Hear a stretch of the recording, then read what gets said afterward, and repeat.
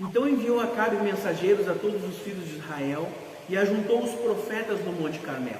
Então Elias se chegou a todo o povo e disse: até quando cocheareis entre dois pensamentos? Se o Senhor é Deus, segui-o. Se é Baal, segui-o. Porém o povo nada lhe respondeu. Então disse Elias ao povo: só eu fiquei dos profetas do Senhor, e os profetas de Baal são 450 homens. Deem-se-nos, pois, 2 novilhos, escolham eles para si dos 2 novilhos, e dividindo-os em pedaços, o ponham sobre a lenha, porém não lhe metam fogo. Eu prepararei o outro novilho e o porei sobre a lenha, e não lhe meterei fogo. Então invocai o nome do vosso Deus, e eu invocarei o nome do Senhor. E há de ser que o Deus que responder por fogo, este é que é Deus. E todo o povo respondeu e disse: é boa essa palavra. Disse Elias aos profetas de Baal: escolhei para vós outros um dos novilhos e preparai o primeiro, porque sois muitos, e invocai o nome do vosso Deus, e não lhe metais fogo. Tomaram o novilho que lhes fora dado, prepararam-no e invocaram o nome de Baal, desde a manhã até o meio-dia, dizendo: Baal, responde-nos. Porém, não havia uma voz que respondesse. E, manquejando, se movimentaram ao redor do altar que tinham feito. E ao meio-dia, Elias zombava deles, dizendo: clamai em altas vozes, porque ele é Deus. Pode ser que esteja meditando, ou atendendo às necessidades, ou de viagem, ou a dormir, e despertará. E eles clamavam em altas vozes, e se retalhavam com facas e com lancetas, segundo o seu costume, até derramarem sangue. Passando o meio-dia, profetizaram eles, até que a oferta de manjares se oferecesse. Porém não houve voz, nem resposta, nem atenção alguma. Então Elias disse a todo o povo: chegai-vos a mim. E todo o povo se chegou a ele. Elias restaurou o altar do Senhor que estava em ruínas. Diga comigo: altar do Senhor em ruínas. Eu vou anotar para que nós volte nesse versículo daqui a pouquinho. Tomou 12 pedras, segundo o número das tribos dos filhos de Jacó, ao qual viera a palavra do Senhor, dizendo: Israel será o teu nome. Com aquelas pedras edificou o altar em nome do Senhor. Depois fez uma vala em redor do altar, tão grande como para semear 2 medidas de sementes. Então armou a lenha, dividiu o novilho em pedaços, pô-lo sobre a lenha e disse: enchei de água 4 cântaros, derramai sobre o holocausto, sobre a lenha. E disse ainda: fazei uma segunda vez, e o fizeram. E disse: fazei uma terceira vez, e o fizeram.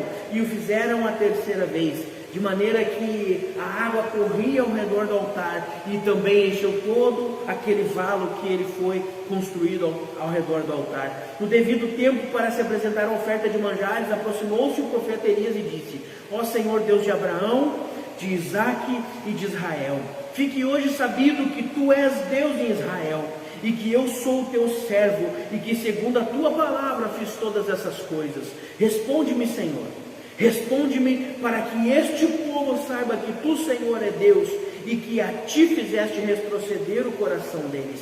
Então caiu fogo do Senhor, e consumiu o holocausto, e a lenha, e as pedras, e a terra, e ainda lambeu a água que estava ao redor, dentro da valeta.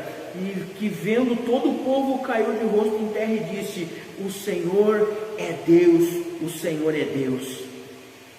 Em nome de Jesus. Amém, queridos? Então nós estamos aqui na palavra do Senhor, vivendo um momento em que o Senhor Deus, o nosso Deus, o Deus de Israel, comprova a sua deidade para com os profetas de Baal. No momento de muita perseguição, no momento em que Elias pensava que apenas ele havia restado dos profetas do Senhor, do Deus Altíssimo. E aqui ele está combatendo 450 profetas de Baal, e se nós lermos um pouquinho antes, vamos ver que havia ainda outros profetas junto ali, que comiam na mesa de Jezabel. Nós estávamos aqui vivendo um dos piores momentos da história de Israel. um momento histórico aonde Israel do Norte, nós já falamos um pouco a respeito disso, Israel foi dividida em duas partes, chamada Israel do Norte, que a capital era Samaria, e Israel do Sul, que a capital era Jerusalém. Eles foram divididos a partir do rei Salomão. Davi foi um rei que unificou todo Israel, e Salomão, apesar da sua grande sabedoria, se vendeu a outros deuses, entregou Israel a outros deuses, e o Senhor dividiu a terra, dividiu Israel em dois, Israel do Norte e Israel do Sul, no nome de Jesus Cristo, queridos, para que você possa entender o que estava acontecendo. Israel do Norte começa a crescer politicamente nessa época. Israel do Norte começa a crescer politicamente nessa época, e eles começam a fazer negociações com os povos ao redor. Eles começam, por exemplo, o pai de Acabe, o pai do rei Acabe, começa a crescer politicamente e crescer na região como Israel do Norte, e ele acaba começando a fazer negócio com outros reinos que o Senhor disse para que eles não se misturassem. E para fechar uma parceria, o pai de Acabe o casa com Jezabel, que era uma profetisa, que era uma idólatra, que era uma princesa de um reino pagão. Para quê? Para que Israel do Norte crescesse mais ainda politicamente, unindo-se a um reino pagão. E o Senhor naquele momento deixa completamente Israel do Norte, a partir do momento que o rei Acabe casa-se com Jezabel. Eles assumem Israel do Norte e começam ali a adorar, cultuar outros deuses, a ponto do rei Acabe e a sua rainha Jezabel criar um templo em Samaria para Baal. E todo o povo de Israel do Norte começa a se vender e se entregar a outros ídolos. E eles praticamente esquecem do Senhor nosso Deus. E é nesse ambiente político religioso que nós vemos o grande profeta Elias agir em Israel do Norte. É nesse momento político religioso que nós vemos Israel do Norte sendo ministrada a palavra do Senhor pela vida do profeta Elias. E nós vemos Elias como um dos maiores profetas da história de Israel. Nós vemos Elias como um dos maiores profetas da história de Israel, a ponto de, você sabe, ele teve o seu moço chamado Eliseu, que recebeu uma porção dobrada do seu espírito, mas Elias não experimentou a morte. Elias, por causa da sua fidelidade ao Senhor, por causa do seu amor ao Senhor, ele não experimenta a morte, você já sabe. Deus recolhe Elias numa carruagem como de fogo. Na verdade não foi uma carruagem, um redemoinho como de fogo. Ele foi recolhido para os céus, a ponto de quando Jesus Cristo está no Monte das Oliveiras, e ele no Monte da Transfiguração, no momento da Transfiguração, aparece Elias representando os profetas, aparece para Cristo, juntamente com Moisés, representando a lei, e Jesus Cristo transfigurado ali naquele momento, recebe e conversa com eles, com Elias e com Moisés, que Moisés também não experimenta a morte. Deus recolhe Moisés, da mesma forma que recolhe Elias. Então Elias está na classificação dos nossos heróis da fé. Um homem que sozinho enfrenta 450 pagãos. Um homem que sozinho, imagine comigo, queridos, quanta perseguição esse homem sofria. Talvez dos seus vizinhos, talvez dos seus amigos, talvez vivendo num país idólatra. Eu mal comparo, na verdade, porque nós não temos nem perto disso. Nós não sofremos nem perto dessas perseguições hoje nas nossas vidas, quando nós muitas vezes somos os únicos na nossa casa que buscamos ao Senhor, quando nós somos os únicos na nossa escola, no nosso colégio que buscamos ao Senhor, o único no nosso trabalho, no nosso emprego que buscamos ao Senhor.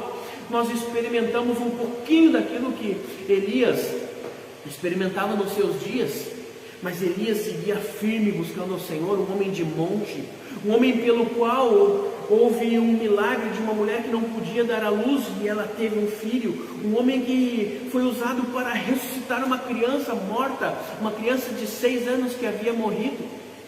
Um homem, queridos, que usado por Deus, orou e o céu fechou e não houve chuva 3 anos e meio. Um homem que depois disso ora e desce chuva novamente para todo Israel.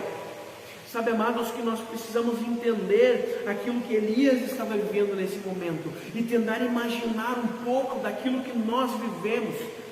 O grande segredo da vida cristã é tentar trazer a palavra do Senhor para dentro das nossas vidas. E assim como Elias, nós podemos sim nos posicionar diante de Deus e através das nossas vidas que o Senhor possa operar milagres e maravilhas e prodígios. O que Elias tinha de sobra, porque Elias conhecia o Senhor, falta na igreja de hoje. Hoje nós temos muita falta, queridos, de intrepidez da palavra do Senhor, porque nós não conhecemos o nosso Deus. Hoje nós temos muita falta de fé na palavra e no trato com as pessoas, porque não conhecemos ao Senhor. Não conhecemos o Deus que servimos, assim como Elias conhecia. Nós não participamos, nós não experimentamos aquilo que os grandes heróis da fé experimentaram, porque nos falta conhecimento de Deus, e Elias sabia de todas essas coisas. Elias conhecia o Deus que ele servia, Elias foi sustentado por esse Deus. Deus envia um anjo para falar com Elias. Deus sustenta Elias através de corvos, pássaros. Deus sustenta Elias em toda a sua vida e todo o seu ministério, porque Elias conhecia a palavra de Deus, conhecia ao Senhor intimamente. Sabe, amados, que muitas e muitas vezes nós ficamos sem respostas para o mundo, porque não conhecemos o nosso Deus, não experimentamos as novidades de Deus, não experimentamos aquilo que Deus quer fazer nas nossas vidas, não desfrutamos da presença, do amor e da graça de Deus nas nossas vidas, e por isso, amados, por isso muitas e muitas vezes nós nos calamos diante de profetas de Baal. Por isso muitas e muitas vezes nós não profetizamos como deveríamos nas nossas vidas, na vida dos nossos entes queridos. Nós não fazemos a vontade de Deus quando deveríamos. Muitas e muitas vezes cedemos às pressões do mundo, contrariando a palavra do Senhor, contrariando a vontade de Deus, contrariando as verdades do Senhor que estão na Bíblia. Nós cedemos às vontades do mundo, nós cedemos às coisas do mundo, porque não conhecemos e não vivemos com Deus, não vivemos a palavra de Deus, não conhecemos a verdade do Evangelho, e tampouco conhecemos aqueles que viveram e que venceram, e não temos exemplo nas nossas vidas para viver isso, para viver desta forma. Nós não experimentamos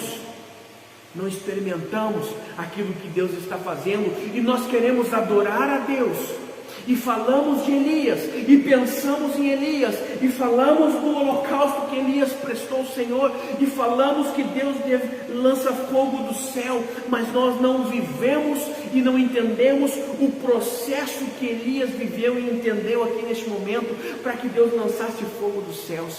Que é fogo de Deus na tua vida, queridos?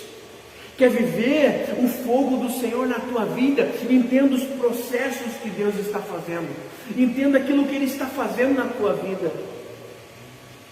e entenda aquilo que Ele quer fazer através de ti. Aqui Elias, e eu anotei contigo o versículo 30 para que nós voltássemos a lê-lo, e vamos fazer a leitura dele agora, que fala: então Elias disse a todo o povo: chegai-vos a mim. E todo o povo se chegou a ele, e Elias restaurou o altar do Senhor que estava em ruínas. Pense nesse processo, queridos.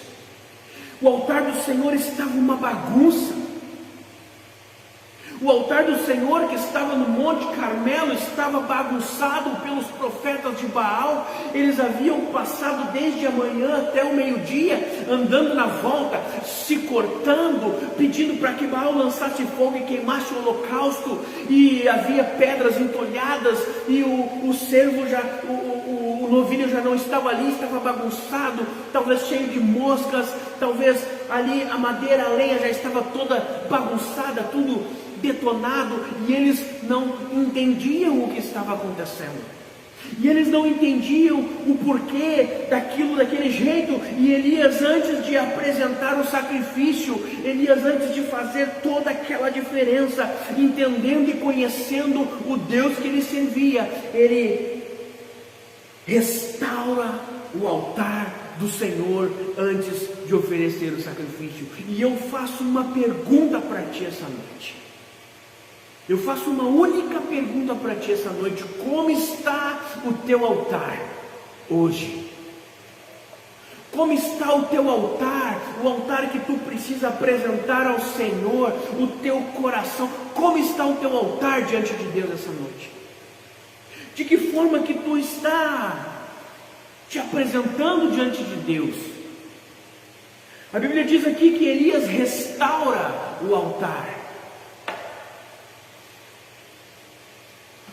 A Bíblia diz aqui que Elias restaura o altar do Senhor antes que o fogo dos céus desça.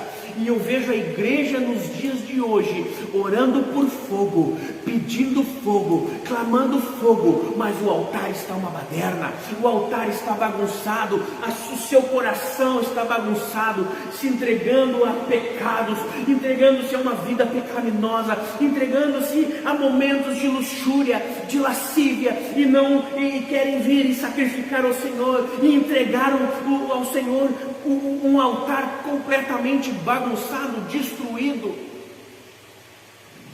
um altar ao Senhor completamente dilacerado, não restaurado.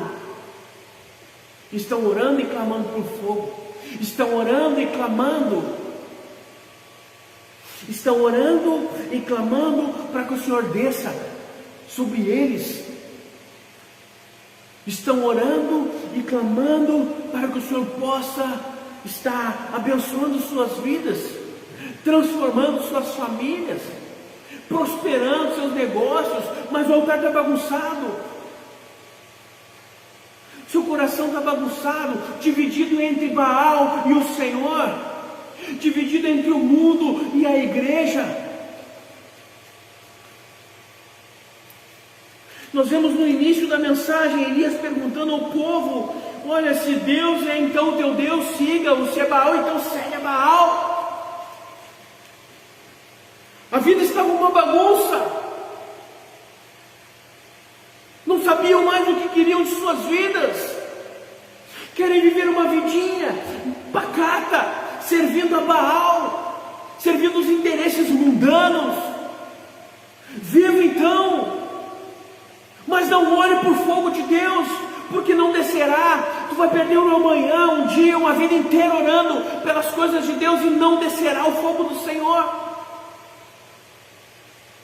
E Elias sabe disso, Elias entende isso, e Elias está vivendo exatamente este momento em que o povo está corrupto, em que o povo está entregue a falsos ídolos, em que o povo já entregou suas vidas e não está mais vivendo o que é para viver na presença, no amor e na graça de Deus. E Elias, antes de oferecer o sacrifício e pedir para que Deus desça com fogo, que significa para nós hoje a presença dEle, o amor dEle, o favor de Deus, a bênção do Senhor, chame como tu quer, mas Elias restaura o altar. Elias restaura o altar. Antes do Senhor descer com fogo, Elias restaura o altar. Eu fico imaginando quanto tempo ali, todos os profetas de Baal fracassados, quanto tempo Elias gasta restaurando o altar.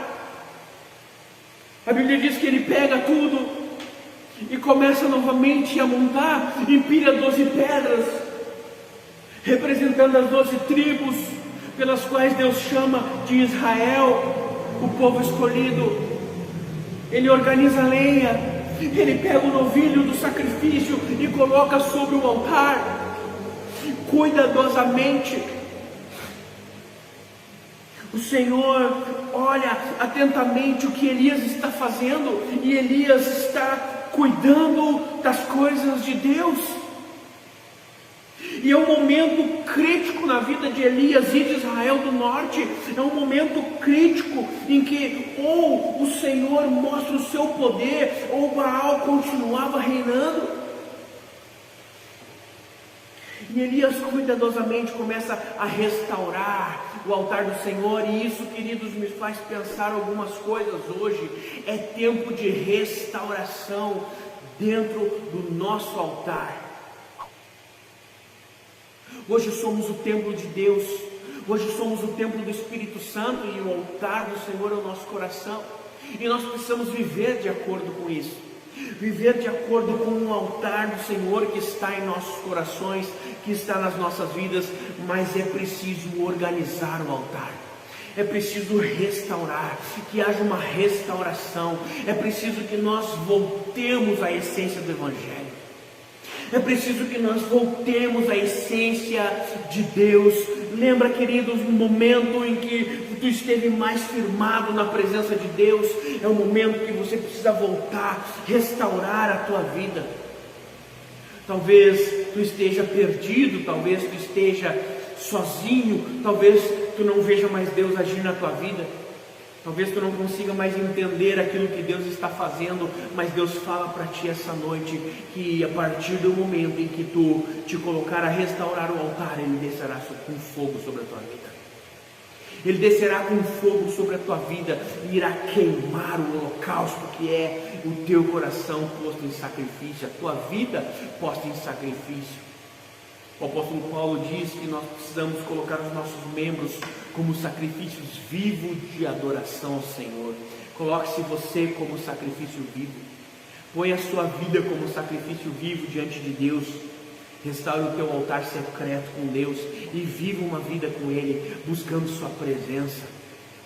Lembra quando você ainda orava? Lembra quando você ainda buscava Deus? Lembra daqueles momentos que você tinha, que você sentia a sua glória, a sua presença? Talvez o amor esfriou, talvez o seu primeiro amor de Deus esfriou, mas Deus fala para você essa noite: está na hora de restaurar a comunhão com Ele. Está na hora de restaurar em nome de Jesus a presença de Deus na sua vida, na sua família. Está na hora. Reorganize o teu altar, restaure o teu altar e Deus descerá com fogo sobre a tua vida. Deus descerá com fogo sobre o teu ministério. Deus descerá com fogo sobre a tua vida emocional, espiritual, financeira, a tua vida familiar. Deus descerá com fogo, vai queimar a doença que está te atrapalhando. Talvez seja algo na tua mente, talvez seja algo no teu coração que tu não venceu ainda. Talvez tu te afastou da presença de Deus por causa de uma ofensa de um irmão ou de um líder religioso. Talvez aquilo que está precisando ser restaurado é a tua comunhão com Deus. Talvez o que precisa ser restaurado é a tua comunhão com Deus. Talvez aquilo que tu esteja olhando não é mais o Senhor. Talvez tu esteja olhando hoje profetas de Baal dançando ao redor do holocausto e Deus não desce mais com fogo do céu da vida deles. E nós precisamos nos posicionar em nome de Jesus Cristo. Precisamos nos posicionar em nome de Jesus Cristo e sermos nós mesmos os profetas de Deus, chamados para adorar, chamados para viver uma vida santa e irrepreensível. Chamados para ser Elias nos dias de hoje, chamados para ser profetas dessa geração, chamados para ser aqueles pelos quais o Senhor envia fogo dos céus durante as orações, chamados para ser aqueles que mudam e transformam as situações ao redor. Não importa se tu está sozinho, meu irmão. Não importa se tu está sozinha, minha irmã. O que importa é que o Senhor vai ouvir a sua oração e vai descer do céu com fogo, graça e misericórdia, e vai inundar o teu coração, vai inundar a tua vida. Não importa o que tu tens feito, restaura o teu altar essa noite. Fale com Deus. Nós vamos orar no final da mensagem e é um momento de restauração de altares. Deus falou para mim ao meu coração: é momento de restauração de altares. Onde foi que o teu altar quebrou e tu perdeu o rumo? Onde foi que o teu altar quebrou e tu perdeu o caminho? Quando foi que tu te afastou? Quando foi? Porque às vezes podemos estar afastados de Deus dentro da igreja. Às vezes podemos estar afastados de Deus, sentados no banco da igreja, e não mais senti-lo, e não mais adorá-lo verdadeiramente, e começar a olhar para homens. Aí os teus irmãos já não prestam mais, os teus pastores não prestam, os obreiros da igreja não prestam mais, porque nós olhamos para homens, para os profetas que talvez sejam já profetas de Baal, que não têm mais o favor do Deus vivo de Israel. E aí nós não sabemos mais para onde correr, para onde puxar. Talvez você seja um profeta de Baal.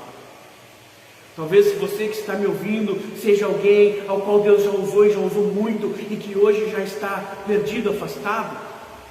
Já não tem mais o favor de Deus nas suas orações, já não tem mais o favor de Deus na sua vida, e já não entende mais aquilo que Deus está fazendo ao teu redor. Talvez hoje Deus está te chamando a restaurar o teu altar e vire novamente o meu Elias. Deus manda falar para ti hoje que Ele está buscando o Elias dentro de ti. Deus está buscando o Elias dentro de ti, meu irmão e minha irmã.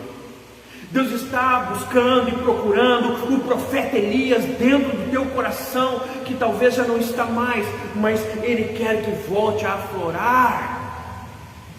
Deus quer homens e mulheres que tenham comunhão com Ele, que tenham participação da sua verdade. Deus está buscando homens e mulheres que busquem um verdadeiro relacionamento com Ele, assim como o profeta Elias tinha. Um homem de monte, um homem de adoração, um homem que tinha profundo conhecimento da palavra, um homem que profetizava apenas aquilo que Deus queria que ele profetizasse. Aí você fala, não, mas o profeta Elias disse, segundo a minha palavra não vai chover. Ele disse, segundo a minha palavra não vai chover, mas ele disse baseado na palavra do Senhor em Deuteronômio 28. Na segunda parte ele disse, se o povo se desviasse dos caminhos, ele fecharia os céus para que não houvesse mais a bênção e a prosperidade sobre Israel. E Elias estava vivendo aquele momento da profecia, em que não há mais, Deus não está mais operando, onde o povo não está mais buscando a Deus, e ele olha e fala, Deus, segundo a minha palavra, Pai, porque eu estou recitando a Bíblia, eu estou falando da tua lei, Senhor. O Senhor disse na sua palavra que o Senhor fecharia os céus, então eu profetizo os céus fechados sobre esta nação. Era isso que Elias estava fazendo, profetizando a palavra de Deus, profetizando a palavra de Deus. E quando o povo volta-se para o Senhor, ele ora novamente e Deus derrama chuva, assim como Deus também disse que faria. Sabe, amados, que nós precisamos conhecer a Bíblia e precisamos viver a Bíblia. Sabe, amados, que nós temos que ter o conhecimento daquilo que Deus nos prometeu, para que possamos profetizar sobre as nossas vidas, sobre a vida da nossa família, sobre a vida dos nossos amigos. Nós temos que conhecer a palavra de Deus para entender e profetizar cura e restauração nas vidas. Quando nós oramos e falamos, Deus, em nome de Jesus Cristo, cura, Senhor, nós estamos profetizando a Bíblia Sagrada, porque a Bíblia diz em Isaías 53 que Ele levou as nossas enfermidades sobre Ele. Quando estamos profetizando bênçãos, a Bíblia diz que seríamos árvores plantadas à beira do ribeiro. Meu Deus, amados, nós precisamos entender que Deus age de acordo com as suas escrituras, e nós precisamos conhecê-la. A igreja precisa conhecer a palavra de Deus, para que possa, no nome de Jesus Cristo, profetizar vitórias. É por isso que talvez a igreja está perdendo espaço no mundo. Mas nós somos mais de 40 milhões no Brasil. Sim, o Brasil está como está. Por mais evangélicos que se tenha, o Brasil está como está, porque os evangélicos não conhecem a vontade de Deus. Elias era um homem que conhecia a vontade de Deus, conhecia o coração de Deus. E por isso, queridos, no nome de Jesus Cristo, nós precisamos conhecer o nosso Deus. Precisamos conhecer o nosso Deus, conhecer a palavra do nosso Deus, para que tenhamos entendimento, para que possamos proferir palavras de bênção, para que possamos proferir palavras de vitória, baseado na palavra, baseado naquilo que Deus está fazendo ainda nos dias de hoje, porque Deus não é um Deus de passado, Deus é um Deus de passado, presente e futuro. A Bíblia diz que Ele é o mesmo ontem, hoje e será eternamente. Por isso, amados, no nome de Jesus Cristo, eu oro, queridos, eu oro e oro muito para que Deus continue fazendo na tua vida, continue fazendo na minha vida aquilo que Ele já fazia desde os tempos antigos, porque o nosso Deus, Ele é poderoso para cumprir toda boa obra que Ele iniciou, toda boa obra. A Bíblia diz que Ele é fiel e justo e não deixa nada pela metade. Por isso, queridos, em nome de Jesus, quantos têm promessas de Deus? Quantos de nós temos promessas de Deus nas nossas vidas? Deus é fiel e justo para cumprir na minha vida e na tua vida tudo aquilo que Ele tem prometido. Por isso, amados, em nome de Jesus, eu quero orar contigo. Quero orar contigo, sabedor de que Deus vai fazer a parte dele, mas nós precisamos fazer a nossa. Restaura o teu altar, restaura o altar do Senhor e volta ao lugar aonde tu te afastou dele. Volta ao lugar quando tu deixou de orar, deixou de buscar, deixou de jejuar.